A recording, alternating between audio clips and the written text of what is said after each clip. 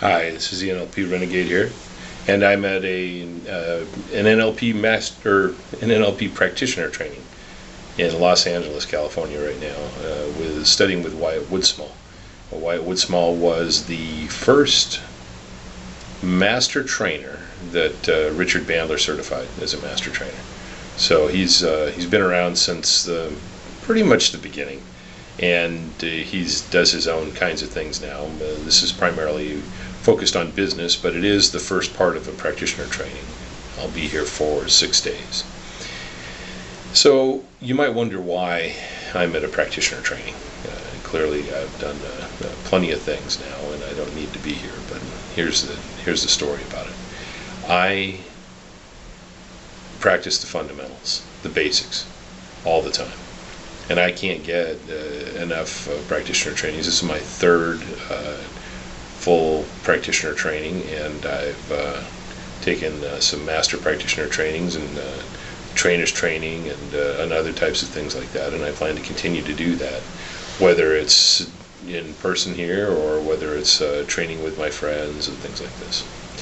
So Wyatt tells a story. It was pretty interesting. This is the first day, and he told a story of judo, which was a sport that the Japanese had dominated for a long time. I think it's they invented it, so according to the story anyway. And so it's an Olympic event, and they were beaten one year, and they couldn't figure out how it could have happened. I mean, it's their sport. They decided to send a delegation to talk to the fighter that beat him, to go to the country and speak with him and see how he trained and see what happened. How could it have been so fantastic? How could he have known all these great things? So they go to the country and they talk to the fighter, and he shows them around his training facilities and talks to him about what he does, and they say, okay, so who's training you? Who's teaching you all these great moves that you know? And he said, well, really what I'm doing is just practicing the fundamentals. I just practice them day in and day out all the time. I just practice the same basic things over and over and over again. The reason I'm bringing this up is because that's an invaluable lesson. While I know how to layer things together and stack things on top of one another and do a whole bunch of stuff, and I love to do that, it's great fun, it is the fundamentals and the basics that I'm stacking together. I will go and create whole new timelines for people out of their peak experiences, or I'll do holographic representations of them, or we'll get into almost anything else. But the whole time that we're doing it, all I'm practicing is the very basic fundamental pieces of NLP that I learned through practitioner training, and it's just doing it again and again, repeating it over and over again, and it's just really in getting that stuff ingrained that helps me to do the kinds of things that I do. And that's what I would recommend. If you're really serious about studying NLP, then find a way to make it part of your life.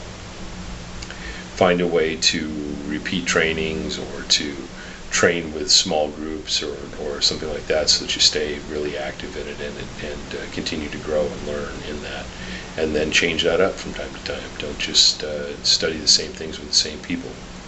So when we get together with the Meta Mind Mastery Group, the three of us get together and do the work that we do, we're always covering the basics.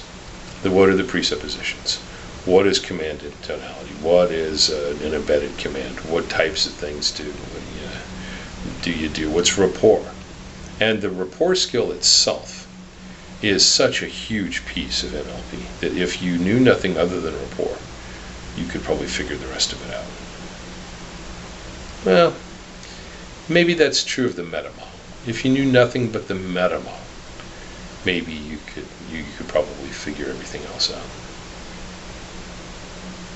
Yeah. Okay, I don't know about that. If you knew nothing but the presuppositions. So we're having a discussion here tonight over which is the most important.